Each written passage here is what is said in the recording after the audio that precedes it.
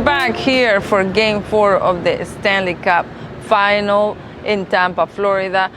If anyone thought the Tampa Bay Lightning were no match for the Colorado Avalanche, the Lightning proved everyone was wrong in Game 3, led by Steven Stamkos, who had a goal and an assist. Tampa Bay's forecheck was outstanding, pressuring the Colorado defense and goalies. This is what the Lightning must do to beat a team that is bigger and faster.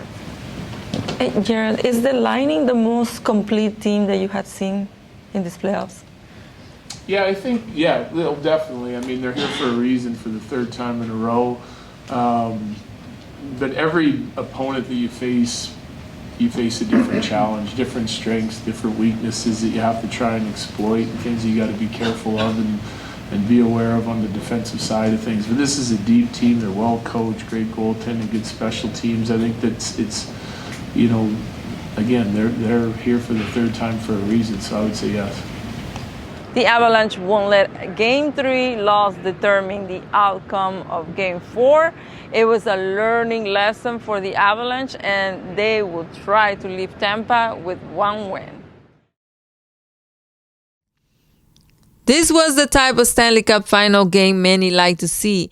The two best teams going into overtime to have the game decided by the first goal.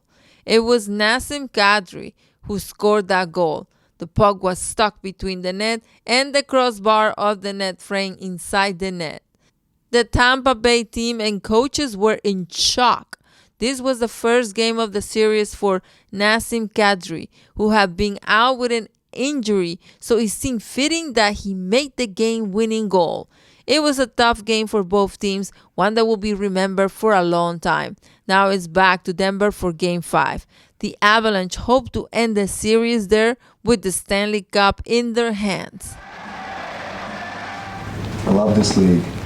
It's the greatest league in the world. The people that run it are amazing. Everything about it, it's like a dream come true for me. Especially being a Canadian kid growing up and everything that's gone on. And a lot of times when you're, I've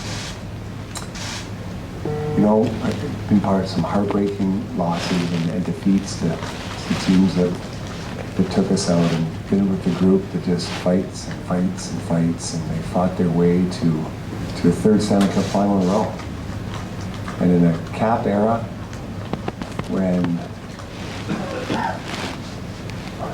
when it's so damn hard and the rules are put against you, because the league wants parity. And I love that about the league. And that's what makes it tougher.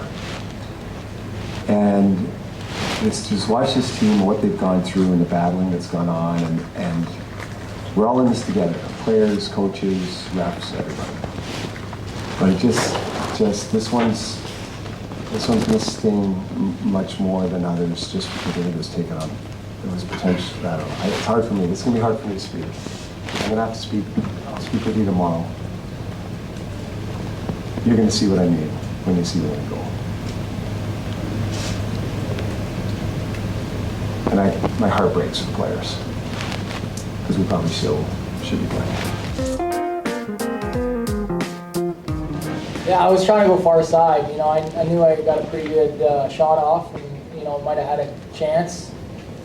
I actually thought it was in originally, but then he kind of fooled Vasilevsky, kind of fooled me there, and I thought it maybe pinned between his arm, and he was kind of swimming in the crease, and I thought he might have had it. So it was certainly a few seconds of confusion there, and then I just saw everybody kind of bull rush the ice, and that's when I knew it was confirmed. So certainly a team effort on the goal, and it feels nice to get it done. We had a good talk yesterday, and he just said there's no doubt that I was going back in there, and just wanted me to go out there and play and be loose and play my game, and that's what I try to do. And I know the guys have my back, and I just wanted to go out and play like I can, and we were able to get the win tonight. Both goalies obviously were so good tonight. How difficult was to score on the other? You guys were battling really hard. Yeah, against Vasilevsky.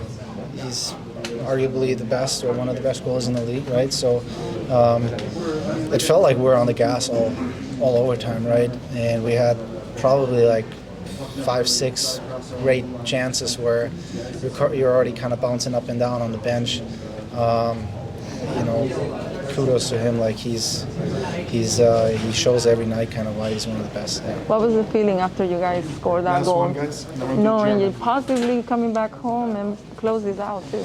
Yeah, like I said, it's obviously a very, very nice feeling to have that thought that you could do it, but we approach it as not how we can win the cup next game. We win it how do we win a hockey game. Like that's how we look at it, and all the outside stuff, all the outside noise that we're kind of able to blend that out.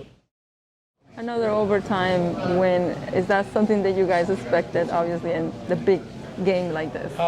I thought we were really good in overtime. I thought we pushed the pace. I thought we got back to our game. I thought when we got that goal to tie it, we kind of we stopped forechecking a little bit, but we came in after the third and we said, let's get back on our toes and start playing our style of game of pace and forechecking and being up in their face. And I thought we carried the play and we had some really good looks and finally going. What's the feeling at that moment when you guys scored that goal? What was it like?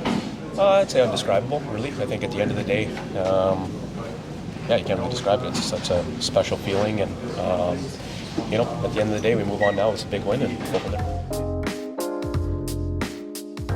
Tampa, Florida. This is Claudia Gestro for the LA Post-Examiner.